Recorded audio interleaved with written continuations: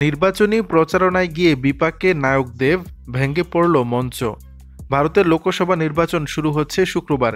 এই নির্বাচন ঘিরে এতদিন প্রচারণায় ব্যস্ত ছিলেন সব প্রার্থী ও সমর্থকরা। তাদেরই একজন টলিউড ইন্ডাস্ট্রির জনপ্রিয় অভিনেতাদের মধ্যে অন্যতম দেব। এতদিন প্রায়ই ঘাটালে কেন্দ্রের বিভিন্ন এলাকায় জনসংযোগ করতে দেখা গেছে তৃণমূল কংগ্রেসের এই প্রার্থীকে। তারকা প্রার্থীকে খুব কাছ থেকে পেয়ে উচ্ছ্বসিত ছিল ঘাটালবাসী। জনসংযোগে উপচে পড়া ভিড় ছিল জনগণের। আর এই উচ্ছ্বাসের চাপ থেকে এবার বিপাকে পড়লেন টালি তারকা দেব। বুধবার 18 এপ্রিল রাত 8টার দিকে ঘাটালের ঝাউতলায় ঘাটাল লোকসভা কেন্দ্রে পথসভা করেন দেব। পথসভার জন্য একটি মঞ্চ তৈরি করা হয়েছিল। সেই মঞ্চে দেব ওঠার পরে লোক বাড়তে থাকে।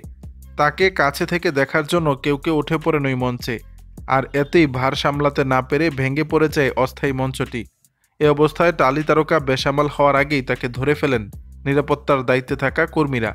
তবে এ ঘটনায় কেউ হতাহত হয়নি বলে জানিয়েছে ভারতীয় সংবাদ মাধ্যম। নির্বাচনী প্রচারণায় গিয়ে নজর কাড়লেন দেব।